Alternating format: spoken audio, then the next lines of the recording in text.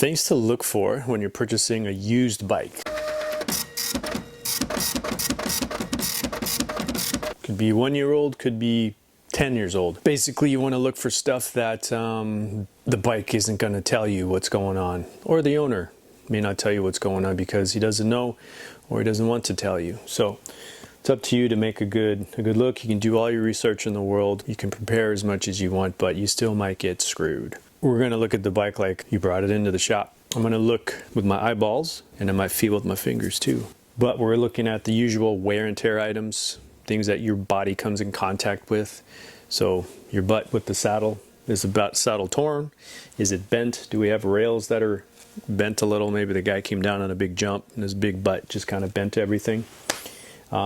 Grips, are the grips just trashed, totally worn out, bald spot where the palm is? Do they twist and move on their own? That's kind of an easy fix though. Saddles could be a little more expensive, but yeah, again, if it's used, if it's got a lot of miles on it, maybe it's not going to fit your sit bones very well. Other wear and tear visuals, tires. You can definitely see how thick the tread is. Do we have any flat spots, bald spots, any tears on the sidewall? Does it have any plugs on the tread from maybe it had some a big hole that the sealant didn't fill if it's running sealant? I happen to have a plug on mine. I've been running for almost a year. It's looking pretty flat, but it's still holding up. We'll see what happens with that. Other visuals, you can, if you know what to look for your brake pads, you can get your eyeball inside there or remove the wheel, look inside to see how much thick brake pad material there is opposed to the steel backing, the plate. So we got thickness of material and then the steel backing plate. Make sure we have enough tread there or enough brake pad material. If there's not a brake pad material, if it looks really thin, then maybe there's a possibility we got metal on metal contact and your rotor may have scratches on it. So you can take a visual at your rotors. Are there any significant wear lines, scratches? You can feel with your thumbnail. Try not to get your fingerprints on them, especially if it's not your bike yet. I use the back of my thumbnail, kind of give it a rub. You can feel for divots, any grooves, things like that. It's going to let you know your rotor's been compromised. It may still be braking okay, you know, if that's the case, fine, but that's where your test ride's going to come in. When you go test ride, you're feeling for brake power. You want the lever to feel good. The lever needs to stop in a good spot. You don't want it to touch your grip. So that's one area you're looking at. Then we have friction. We have actual pad contact to the rotor. How's the braking power? You can do this safely on the sidewalk or street. You can cruise 2-3 miles an hour, hit the back brake. Can you get it to skid? Front brake, can we get it to just come to a nice solid stop? If you know how to do a little nose wheelie without getting hurt, go ahead and do that. Just kind of see if we can get that rear end to come up off the ground a couple inches. That's going to really let you know how much power is there. And then that stuff varies too. You could have, you know, cruddy brake pads, could be something on the rotor at the time, but we're looking for just obvious stuff. Chain, that's different. You need to have your chain tool. So maybe go buy your $15, $20 chain tool. You can stick it on there, boom, boom. It'll give you a measurement, good, slightly used, completely used, so on. If it's 100% worn, then that could mean, not all the time, but that we started to wear out our teeth. And that could be in the front chainring, could be all the gears in the back here. Usually it's going to be the person's favorite gears. So if they spend a lot of time in gear 10 and 11 or 12, that's where you're going to have the wear. And that may not show up until you put on a new chain. That's when it's going to show itself, because that new thicker chain is not going to wear with the worn teeth on those gears. That chain's going to want to slip out under pressure. When you're pedaling with a lot of pressure, you're going uphill, you're standing up, you're cranking, putting all that torque down, that chain's going to want to lift up, skip a couple teeth, fall back down. It's going to give you a quick boom. As you're pedaling, foot may fall off, your knee may hit the handlebar. A lot of cuss words may be said. There's that to be aware of. The chain to me is like the oil in the car. If we replace the oil or chain periodically, we're going to keep other parts that are coming in contact with it from wearing out. Other things we're going to be looking at. What else? So we got wear and tear items, brake pads, and these are the things that a shop would be looking at if you brought your bike in for a tune-up. They're going to see what other safety items or upgrades that your bike may need. So I'm looking at brake pads, I'm looking at chain life. Of course, if it's those things were neglected, then we're looking at new rotors, or we're looking at a new cassette, or we're looking at a new chainring. Easy things to do, you can just give the bike a spin. Maybe the guy has a bike repair stand there. Maybe you bring your own, throw it up on the repair stand. I know that wheel looks pretty darn straight. Look at the rim, not the tire, because the rubber tire could be a little funky, and that may or may not mean anything. Rim is running pretty straight, wheels rolling pretty good, so bearings are good in the hub. No brake drag, no creaking, screeching, anything like that. Checking both front and rear. You can run it backwards. And right off the bat, I'm seeing a very loose chain here. That could be something else. But wheels straight, bearings are good here. Same thing, we want to go to the next bearing, which is the bottom bracket. And we want to make sure we don't see any ghost pedaling, any massive ghost pedaling. Right now we don't have much tension on the chain, so we're going to get a little bit of that. But if you have it in gear and you continue to spin and this thing just continues with the wheel, we may have something going on with the rear hub. The hub is not free spinning very well. Could be dirty, could be old. That could be one thing. Just making sure bearings are spinning smoothly in the bottom bracket. And then we got more bearings over in the headset. Bearing. We know it's supposed to be moving left and right. What we don't want it to do is make noise, sound gritty, crunchy, or very stiff. This one has no noise, very smooth, moving around with one finger. Feels awesome. This bike has a dropper, so we're going to test the dropper. Putting pressure down, see the speed, how much it comes up. Does it come up fully? Does it fully extend? Has the lever feel over here for the dropper? Is it super stiff? Is there a lot of play? Is it responsive? Shocks, of course. Of course, it's all dependent on, everyone has different pressure for different weights, but at least you can put some pressure on it, push it up and down, go through your adjustments. If it has one adjustment for locked out and open, do that. If it has three, trail, ride, descend, go through those three. You want to feel some differences. You want to feel it very tight, get a little bit looser, and then fully open, moves really easy. We want to feel some difference. We want contrast. Same with your front fork. Put it in the lock position. A lot of these don't lock out 100%. They just firm up quite a bit, so you're not bobbing and bouncing when you're putting pedal pressure. But when this is tight, righty-tighty clockwise, closes off the valve, we should have pretty stiff.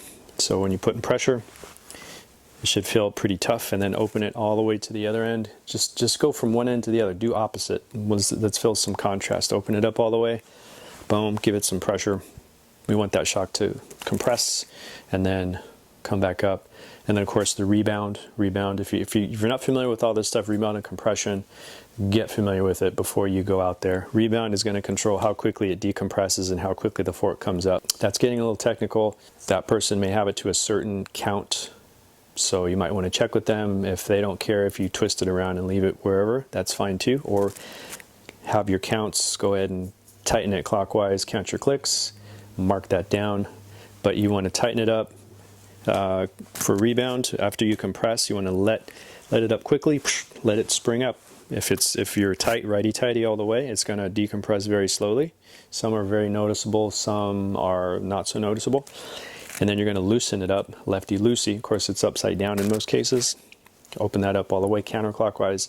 That's opening the valve, so fluids should move very quickly. So as soon as you decompress, boom, it should spring back very quickly. That's going to give you a difference. If you don't see any differences, either you're not noticing it, and maybe it's going to be more noticeable on the trail or for a ride, or there's something going on with the shock, with the dampener section of your suspension. So looking for any scratches or nicks on your stanchions for your fork, any wetness, any oil consistently that's been dripping out. Seals could be blown.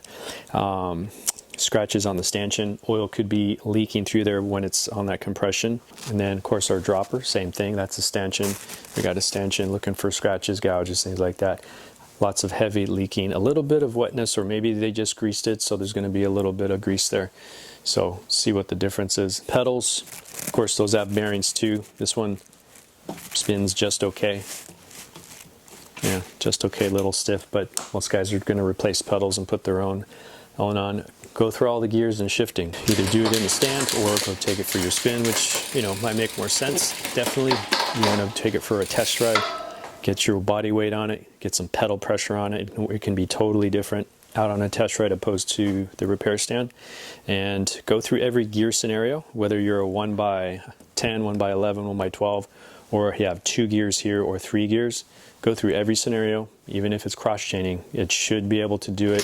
Some areas might be a little noisier because the chain's no longer straight. You're going to get some rubbing naturally, but we should still be able to get to those gears. And the obvious things you're going to be looking a little closer, maybe looking for scratches, cracks in the paint. Cracks in those scratches could mean that maybe the frame underneath has a crack or something like that. So you're looking in different areas. Of course, the headset has a lot of pressure underneath the bottom bracket.